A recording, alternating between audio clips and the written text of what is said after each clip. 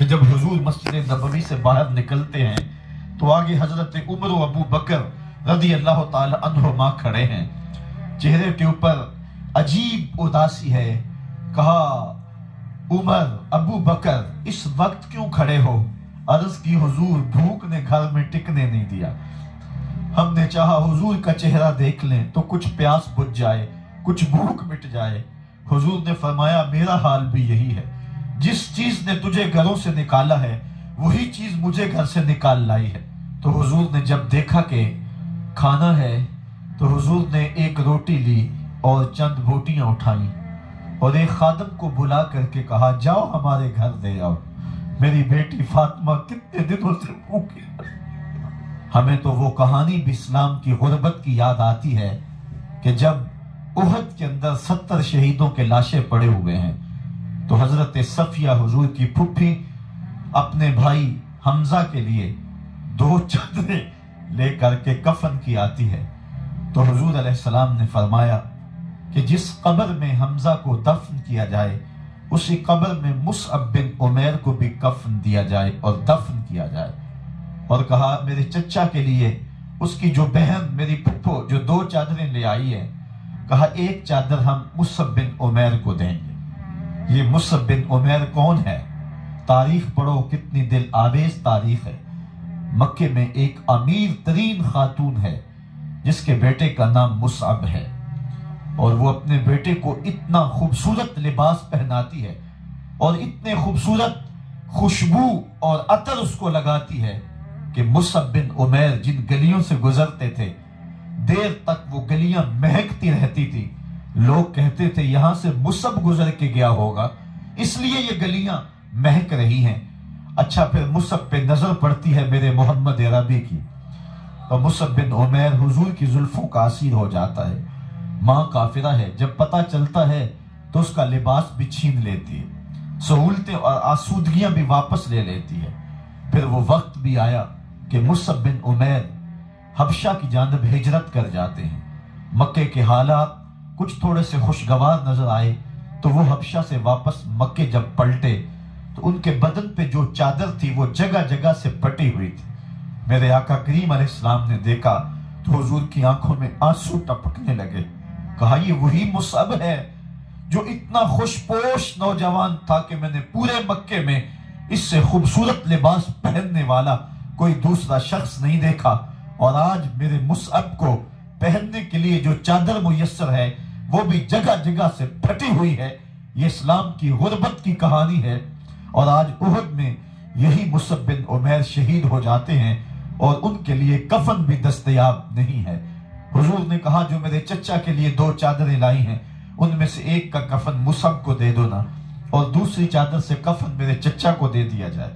اچھا حضرت مصعب کے لیے بڑی چادر رکھ دی گئی، اور حضرت امیر حمزہ کے لیے جو چادر تھی وہ چھوٹی تھی، اگر سر ڈھانپتے تھے تو پاؤں ننگے ہو جاتے، اگر پاؤں ڈھانپتے تھے تو سر ننگا ہو جاتا۔ حضور نے فرمایا میرے چچا کا سر ڈھانپ دو اور پاؤں کے اوپر اذخر نامی گھاس ڈال دو۔ میں یہ اسلام کی غربت کی کہانی تمہیں سنا رہا ہوں، جب میرے رسول کے چچا کے لیے پورے کفن کا ٹکڑا بھی دستیاب نہیں تھا، اسلام اس وقت بھی عزت پا گیا تھا، اسلام اس وقت بھی ذلیل نہیں تھا، اسلام اس وقت بھی سربلند تھا، اور اسلام اس وقت بھی عزتوں کی مسند پہ تھا۔ یہ اسلام کا وہ دور ہے کہ جب حضور مسجد نبوی سے باہر نکلتے ہیں تو آگے حضرت عمر و ابو بکر رضی اللہ تعالی عنہما کھڑے ہیں، چہرے کے اوپر عجیب اداسی ہے۔ کہا عمر ابو بکر اس وقت کیوں کھڑے ہو؟ عرض کی حضور بھوک نے گھر میں ٹکنے نہیں دیا، ہم نے چاہا حضور کا چہرہ دیکھ لیں تو کچھ پیاس بجھ جائے، کچھ بھوک مٹ جائے۔ حضور نے فرمایا میرا حال بھی یہی ہے، جس چیز نے تجھے گھروں سے نکالا ہے وہی چیز مجھے گھر سے نکال لائی ہے۔ چلتے ہوئے حضرت ابو ایوب انصاری کے گھر کے قریب سے گزرے۔ 85% of private equity investment goes to small businesses, from farmers to rocket scientists. America's economy runs on small businesses, and they count on private equity.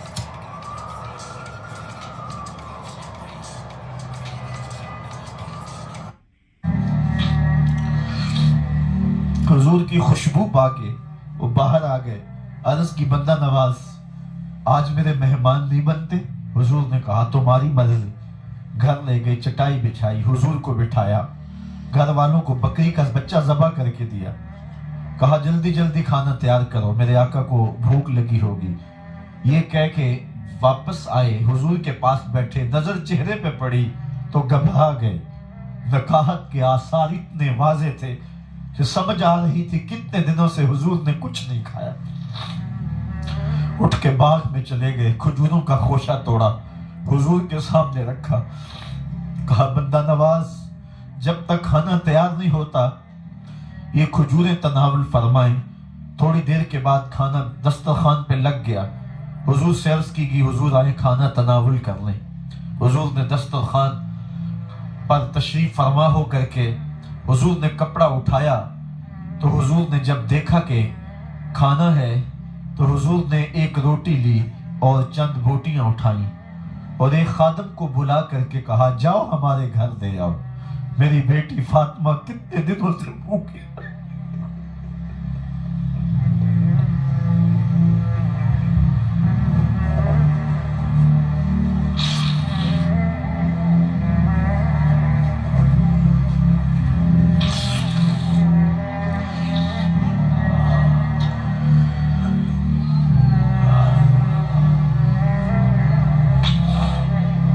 کہا جاؤ ہمارے گھر دے آؤ, میری فاطمہ کتنے دنوں سے بھوکی بیٹھی ہوئی ہے. مال کے کونین ہیں گو پاس کچھ رکھتے نہیں, دو جہاں کی نعمتیں ہیں ان کے خالی ہاتھ میں. آپ کو پتا ہوگا کہ جب میرے رسول کا انتقال ہوا ہے, حضور کا وصال ہوا ہے, تو حضور کی ایک زرہ ایک یہودی کے گھر میں گروی رکھی ہوئی تھی. حضور نے زرہ رکھ کر کے اس سے قرض لیا ہوا تھا. یہ اسلام کی غربت کی کہانی ہے اور پھر اللہ نے اسلام کو امارت کے رنگ بھی دیے. آؤ تمہیں کہانی سناؤں. حضرت عدی بن حاتم روایت کرتے ہیں, صحیح بخاری میں روایت ہے. یہ حاتم تائی کے بیٹے ہیں. کہتے ہیں میں حضور کی خدمت میں حاضر ہوا, ایک شخص آیا, کہنے لگا حضور غربت نے میرا برا حال کر دیا ہے, اور اس نے شکایت کی غربت کی, پسماندگی کی اور اپنی معاشی بدحالی کی. پھر ایک شخص آیا, کہنے لگا حضور میرے پاس دولت تو ہے لیکن میں نے جس منزل پہ جانا ہے راستہ پر خطر ہے, تو میرے لیے کیا حکم ہے کہ میں کیسے راستہ طے کروں. تو یہ دو لوگوں نے یہ باتیں کی تو حضرت عدی کہتے ہیں کہ حضور نے روئے سخن میری جانب موڑا اور میری جانب مخاطب ہو کے کہا عدی تو نے ہیرا دیکھا ہے؟ عدی کہتے ہیں میں نے عرض کی حضور دیکھا نہیں, سنا ہے. ہیرا یہ شہر ہے عراق کا. تو حضور نے فرمایا عدی تو نے ہیرا دیکھا ہے؟ میں نے کہا نہیں حضور دیکھا نہیں, اس کا تذکرہ سنا ہے. فرمایا عدی اگر اللہ تجھے زندگی کی مہلت دے تو ہیرا سے ایک خاتون چلے گی, تو اپنی آنکھوں سے دیکھے گا اور مکے تک پہنچے گی اور اللہ کے گھر کعبہ کا طواف کرے گی, اور اس کو ہیرا سے لے کر کے مکے تک اللہ کے علاوہ کسی کا ڈر نہیں ہوگا. کہتے ہیں کہ میں نے دل میں کہا کہ پھر بنو طے کے ڈاکو مر گئے ہوں گے جنہوں نے عرب کے اوپر روب ڈال رکھا ہے, تو وہ تو پھر ختم ہو گئے ہوں گے. کہتے ہیں میں بھی سوچ ہی رہا تھا کہ حضور نے مزید میری حیرت میں اضافہ کرتے ہوئے کہا عدی اگر تجھے اللہ نے زندگی کی مہلت دی تو تو دیکھے گا کہ کسرا کے خزانے تیری جھولی میں ہوں گے. تو اس دور کی سپر طاقت تھی. میں نے کہا حضور کسرا بن ہرمز؟ حضور نے فرمایا ہاں کسرا بن ہرمز. کہتے ہیں کہ حضور نے پھر فرمایا عدی اگر تو زندگی پائی تو تو وہ دن بھی دیکھے گا کہ ایک شخص زکوٰۃ کی رقم لے کر کے, زکوٰۃ کی چاندی لے کر کے, زکوٰۃ کا سونا لے کر کے نکلے گا اور اس کو کوئی زکوٰۃ کا مستحق ہی نہیں ملے گا. حضرت عدی بن حاتم کہتے ہیں کہ پھر میں نے وہ منظر اپنی آنکھوں سے دیکھا کہ ہیرا سے خاتون چلی اور مکے تک پہنچی اور امن ایسا تھا کہ اس کو اللہ کے علاوہ کسی کا ڈر نہیں تھا.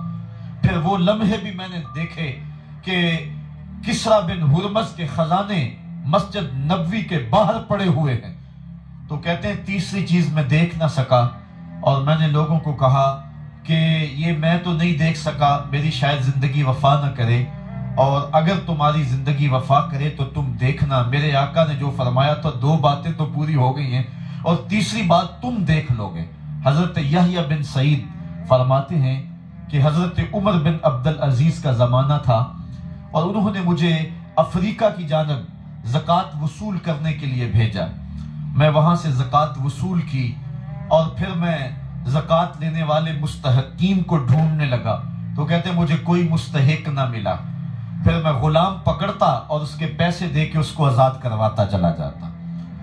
حضرت عمر بن عبدالعزیز کا زمانہ ہے کہ گورنر ہے عراق کا، وہ حضرت عمر بن عبدالعزیز کو لکھتا ہے کہ اتنی رقم ہے، اس کا کیا کرنا ہے؟ تو عمر بن عبدالعزیز کہتے ہیں رقم لے کے یہاں نہ آنا، وہاں عراق کے لوگوں میں بانٹ دو، جو زکوٰۃ کے مستحق ہیں ان کو تقسیم کر دو۔ تو گورنر لکھتا ہے جو مستحق ہے ان کو دے دی، اب کوئی مستحق نہیں رہا تو میں کیا کروں؟ تو حضرت عمر بن عبدالعزیز کہتے ہیں جو مقروض ہیں ان کا قرض اتار دو۔ تو کہتے ہیں کہ ہاں قرض بھی میں نے اتار دیا ہے، رقم پھر بھی بچ رہی ہے، کیا کروں؟ تو حضرت عمر بن عبدالعزیز نے پھر لکھا جو شخص شادی کرنا چاہتے ہیں ان کا حق مہر ادا کر دو۔ میں نے کہا کہ وہ بھی کر دیا ہے، رقم پھر بھی بچ گئی، اب کیا کروں؟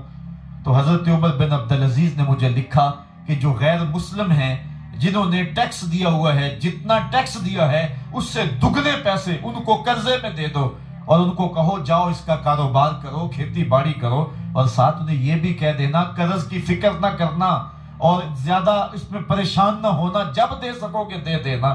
یہ دور بھی پھر اسلام نے دیکھا، اور یہ گھڑیاں بھی دیکھی جب چتھڑے پہنے ہوئے تھے، جب پیوند لگے لباس پہنے تھے، جب پیٹ میں ڈالنے کے لقمہ بھی نہیں تھا، اللہ کا دین اس وقت بھی غالب تھا، اور جب گلیوں کے اندر ریشم بکھرا ہوا ہوتا تھا کوئی اٹھانے والا نہیں تھا، دین اس وقت بھی غالب تھا۔ دین کا غالب ہونا یا نہ ہونا اس کا تعلق جو ہے وہ مال و دولت سے نہیں ہے۔ اقبال کہتا ہے کہ زوال بندہ مومن کا بے زری سے نہیں، مومن کا زوال بے زری سے نہیں ہے بلکہ اس کا سبب کوئی اور ہے۔ وہ سبب ڈھونڈنا ہے کہ ہم دنیا میں رسوا ہو کے کیوں رہ گئے، ہم زمانے کے سامنے تماشا کیوں بن کے رہ گئے، آج نبی کی امت پوری کائنات میں رسوا ہو کے کیوں رہ گئی، آج ہمارا تماشا دیکھا جا رہا ہے، آج بھوکے کتوں کو ہماری بے شمار بہنوں کے اوپر چھوڑا جا رہا ہے اور اس کا تماشا دیکھا جا رہا ہے۔ کیا ہم نے یہ دن بھی دیکھنے تھے؟ ہم نے سراغ لگانا ہے۔ دولت کی قلت اور کثرت یہ ثانوی چیزیں ہیں، ہم نے تاریخ میں دیکھا ہے، ہم کبھی مالی طور پہ کمزور تھے رسوا نہیں ہوئے ہیں، مال زیادہ ہو گیا رسوا نہیں ہوئے ہیں، رسوائی کے سبب کوئی اور ہیں۔